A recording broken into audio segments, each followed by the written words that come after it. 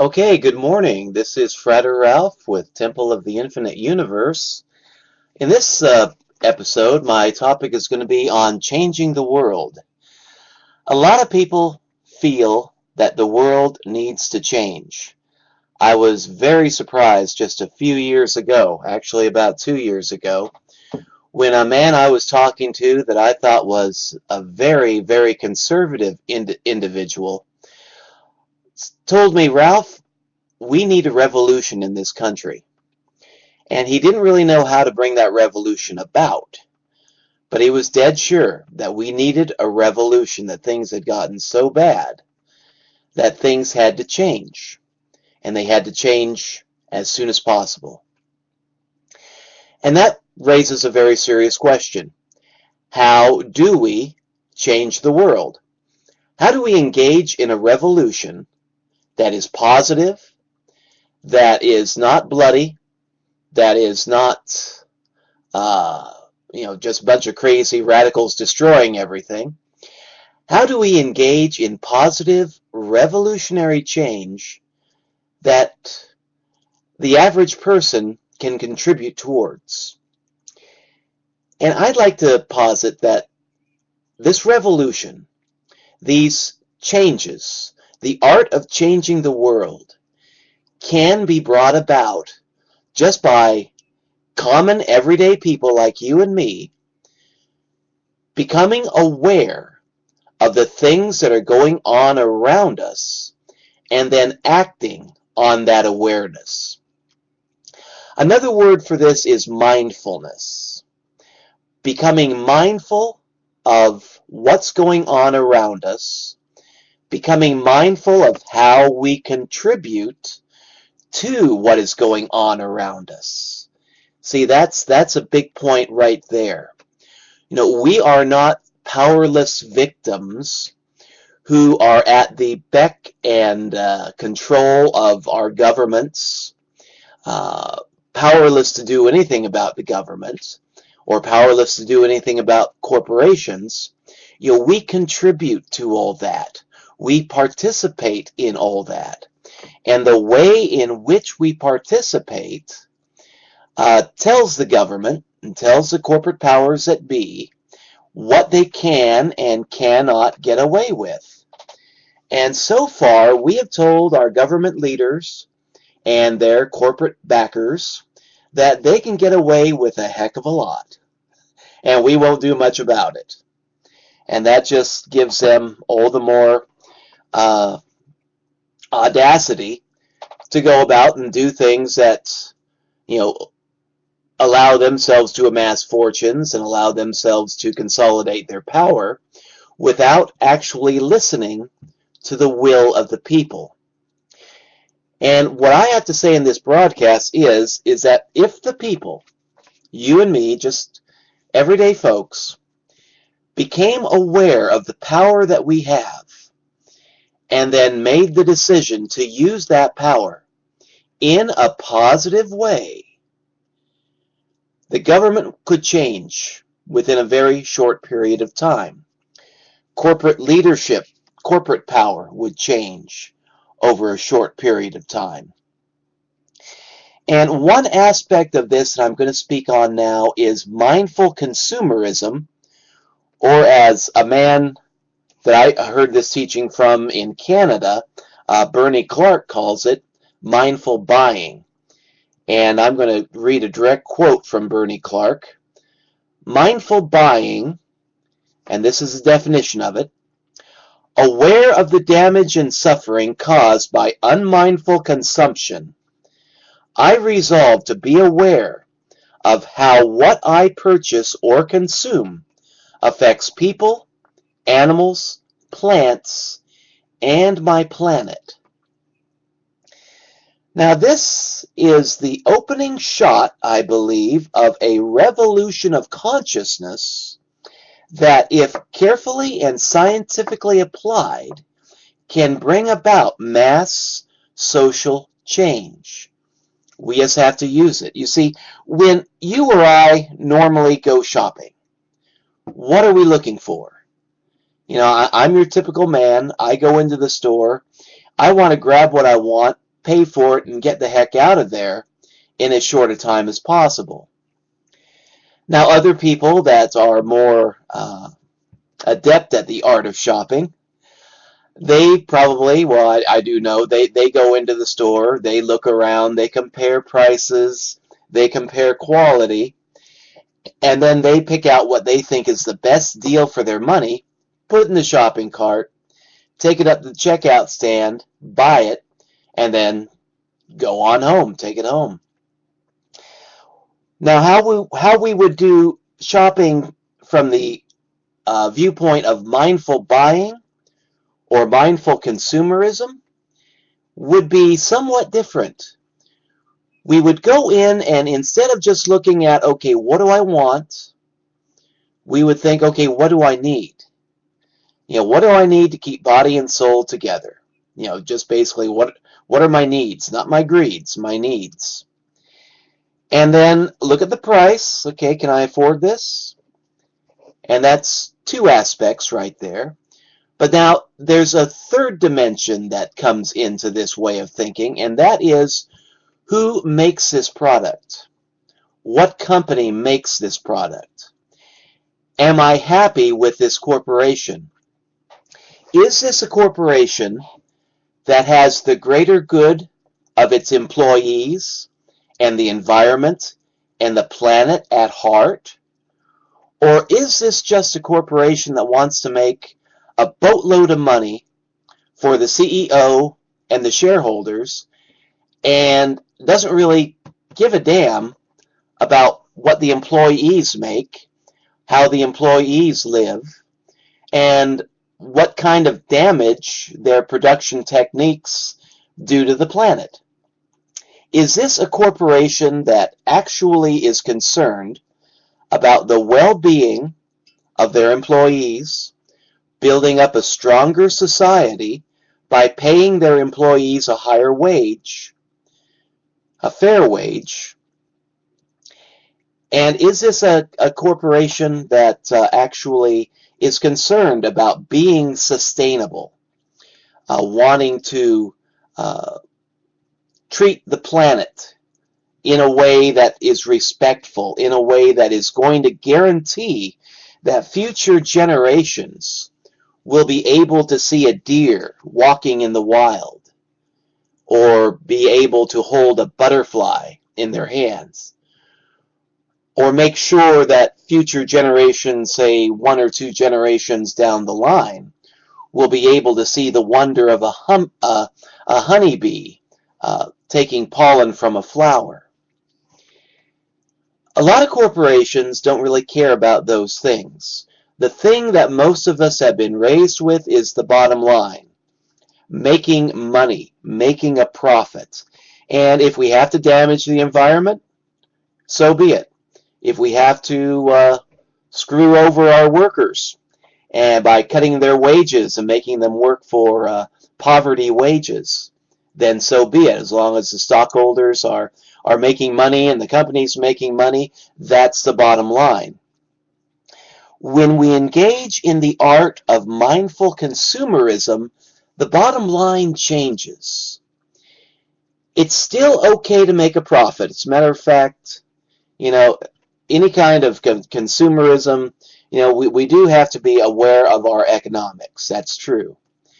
But the bottom line shifts from making money to bringing about positive change within my local community and within my environment and within the wider world at large. So money is not the driving factor in the philosophy of mindful consumerism. In mindful consumerism, we look at the big picture. We don't just look at what does this roll of paper towels cost me in dollars and cents. We take a look at who makes it. Is this a corporation that is trying to buy the United States government by engaging in legalized bribery, paying off their congressmen and representatives and senators and trying to grab the White House as well. Is this roll of paper towels being made by a corporation that exploits its workers? Is this roll of paper towels being made by a company that cuts down trees but never replants them? Is this a corporation that actually treats the people that work for it and the people that buy from it and the planet at large in a manner that is honorable and respectful? And this is a much more difficult procedure to engage in, because when we're just looking to compare prices and quality, you can look on the package and you can see, okay, how much does it cost? How much is in there? How many ply is this roll of paper towels? But they don't put on there, we treat our employees right, or we care about the planet. Sometimes they do. Sometimes they'll slap a little label on there saying, proud to be sustainable or something like that. And I've even gone shopping at Walmart and picked up products that had a big American flag on it. And I bought them without even looking any more closely at that, thinking, well, it's got an American flag on it. Obviously, it's made in the United States. And then I'd buy it and take it home, and I'd look at the fine print, and I'd see that, yeah, it was made for a company in the United States, but the actual place of manufacture was in China. So when you see a big emblem on a package, see an American flag or a big green sustainable sticker on it, it doesn't necessarily mean that it's made in the United States or that it's made in a sustainable manner. It's just corporate propaganda meant to make you feel good about buying the product, and then you look in the fine print and you see, well, it's not really what I thought it was. It's something completely different. And when we engage in mindful consumerism, we have to do our research, and we have to slow down when we do our shopping. What we have to do is you have to go online, you have to Google your favorite brands, find out who really makes it. I'm just now learning who makes Best Choice products. I really don't know much about that. That's something I need to educate myself on, because I buy a lot of Best Choice products, and I would like to know who makes them and how they make them and how they treat their people and all that. So you really have to take your time. It's not something you rush through. This is mindfulness. This is slowing down, becoming aware of what's going on around you and how you contribute to it. So just take your time. Google your favorite brands, one brand at a time, and do a little bit of research. Instead of watching TV late at night, turn off the TV and do a half hour of research on, I don't know, who makes sparkle paper towels, or Cottonelle, or, Frank's green beans. Find out how that company, who that company is, how they do their business, how they manufacture their products, how they grow their food. There used to be a time when, as Americans and just as human beings, we knew who grew our food.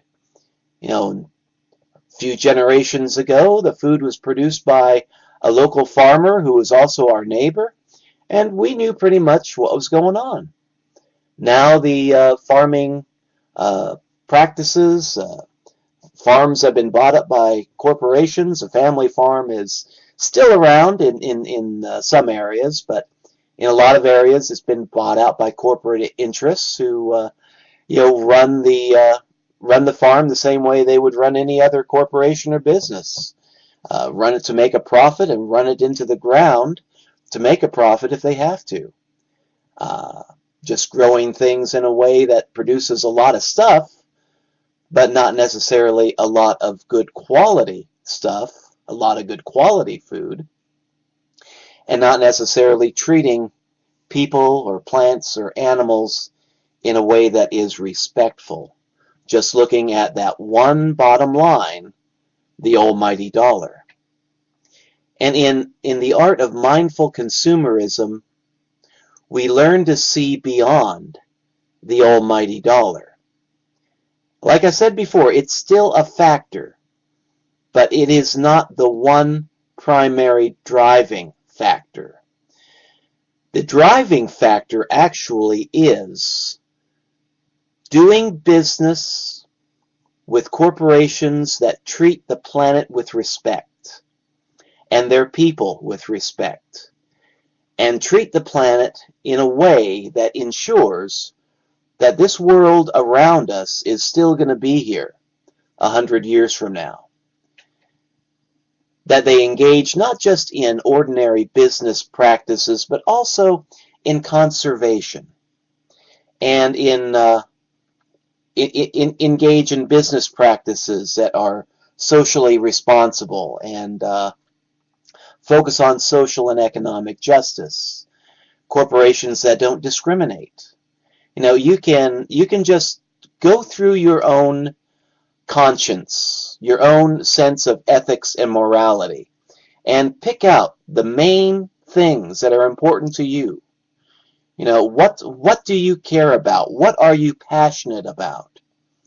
And then being mindful to do business with other corporations and people and just mom and pop stores and small businesses, whatever small businesses are still left out there, being mindful to do business with other businesses and people that share those ethics, that share that point of view.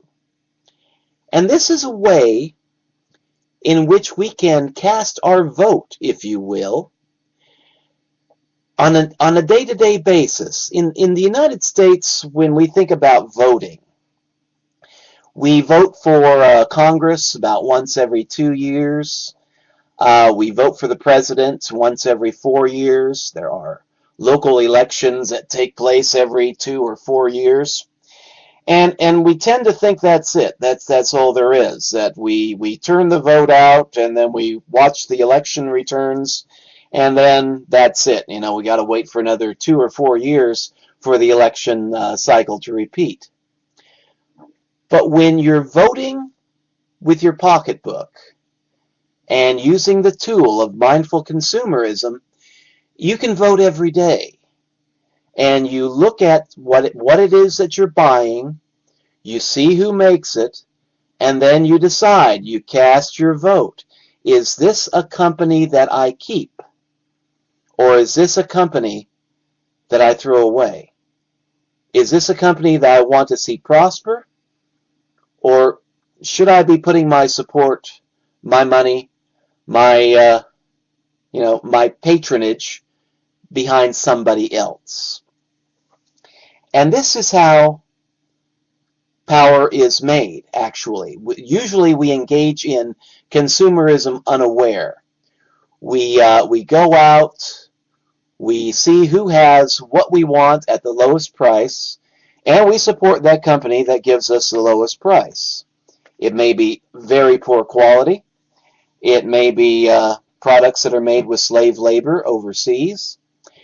And it may be they may be products that are made in an environmentally hazardous way of manufacture.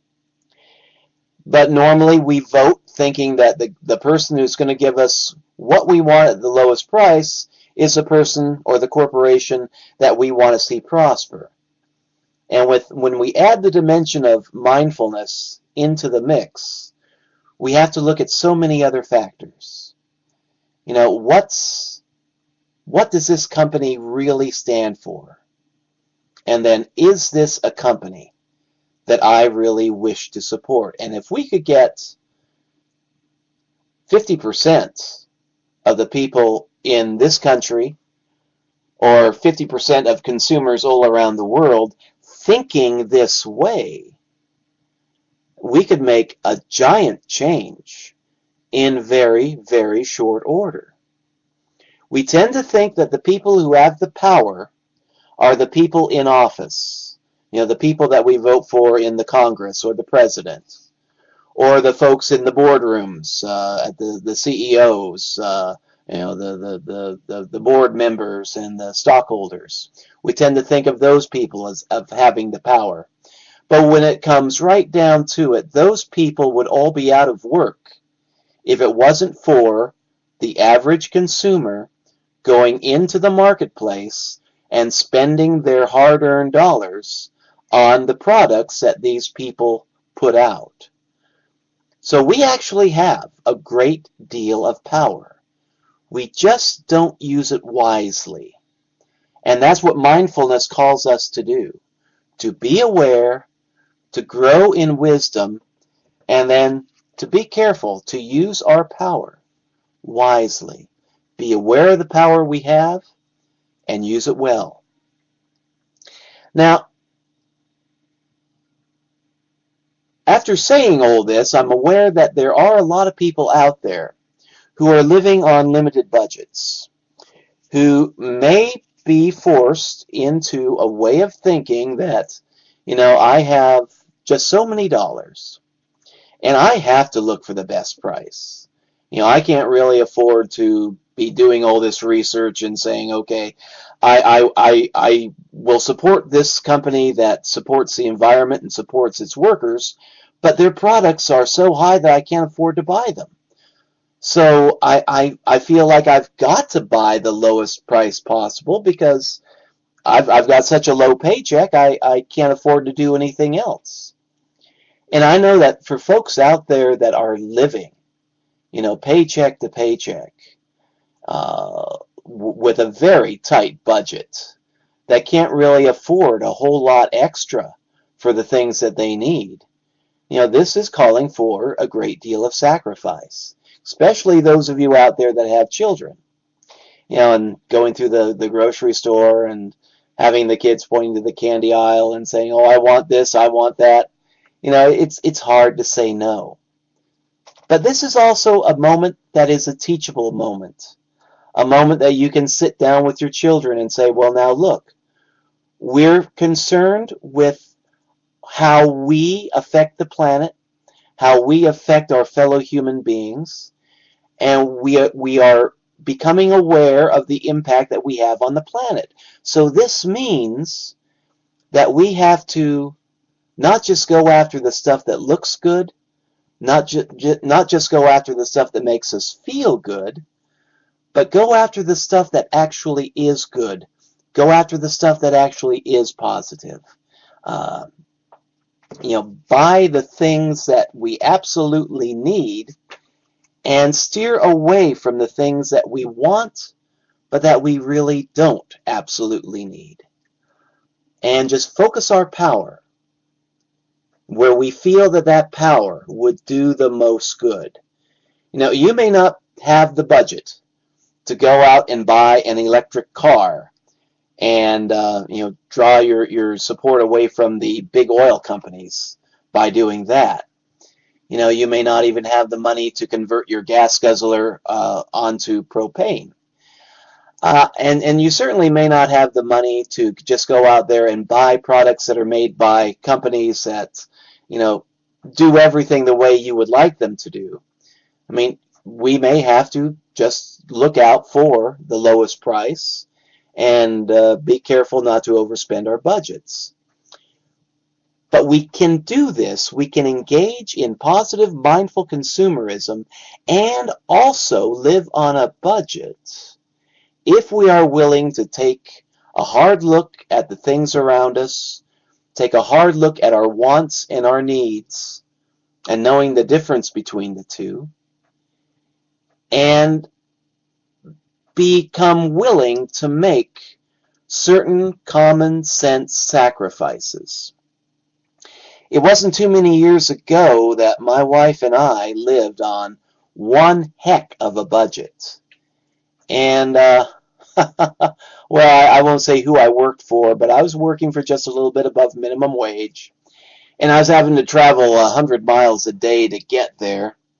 And we were putting more money into the gas tank than we were into food for ourselves.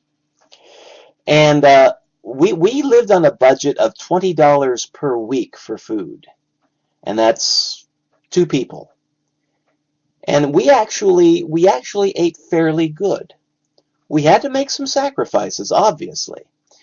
Our food staples became rice, beans, and tortilla.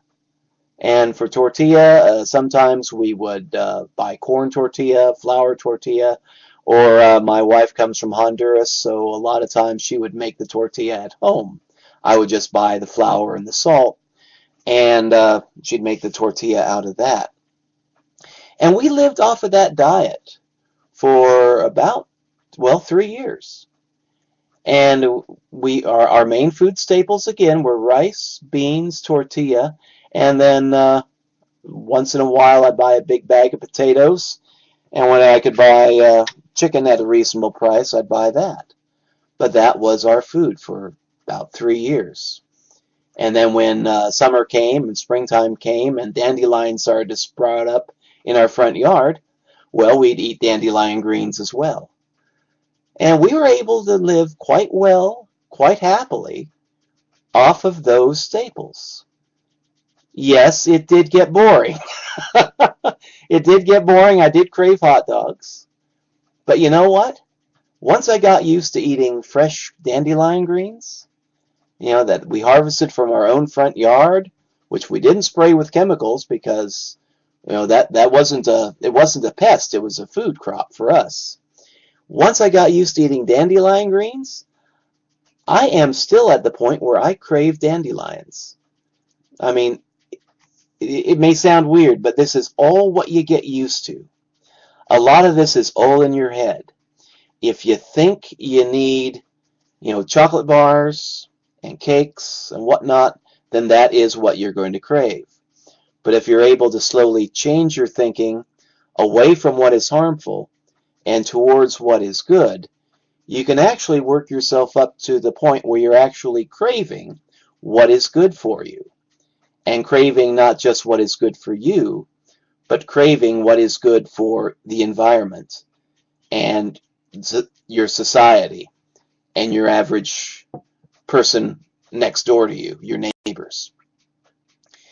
So it's a matter of training yourself, training your mind, training your desires, your cravings, and being able to present yourself and your point of view to your friends and neighbors in a way that is positive. A lot of times when folks say, hey, let's go out and eat, let's go out to this place, they're thinking, oh, this is a good place because it has good food. But now if somebody in the group says, now wait a minute, I heard that place doesn't treat their employees very well, and I will not support that establishment. Now, the other people in the group may simply go along without that person, thinking that, well, old Joe is a nut there. Old Joe doesn't want to eat at Sam's Hamburger Hut. But it makes some people think. It makes some people, want to do the research. If we get enough people that are willing to stand up and say no, I won't go to this place, I won't patronize this place because, and then be able to give a good reason which arises out of mindfulness, then that makes other people think. That makes other people become aware. That gives a little nudge for other folks to join the movement. Start doing the research. Start becoming a part of this revolution of consciousness. At the beginning of this episode, I was talking about the need for revolution. And normally we think of revolution in the violent, bloody sense. But if we have a revolution of consciousness, where we become aware of what is being done in our name, what is being done with our support and with our compliance. And then we make the decision not to support that, not to blindly comply, but to actually stand up, question, and say, no, I won't be a part of this, and encourage other people to do the same. That kind of revolution of consciousness can spread and bring about positive change without the violence and without the bloodshed. And that's what I'm supporting right here in this episode. Become aware of what is going on around you and become aware of how you contribute to it, and then question, is this a good thing? Is this something good I'm supporting, or is it something not so good that I'm supporting? And then decide for yourself. Don't let me influence you or anybody else. Just decide for yourself. Is this something that I am going to support? Is this going to be my legacy? And then act accordingly. Changing the world one day at a time, one step at a time, by applying mindfulness. This is Frater Ralph, Temple of the Infinite Universe, signing off, wishing you a blessed day of discovery.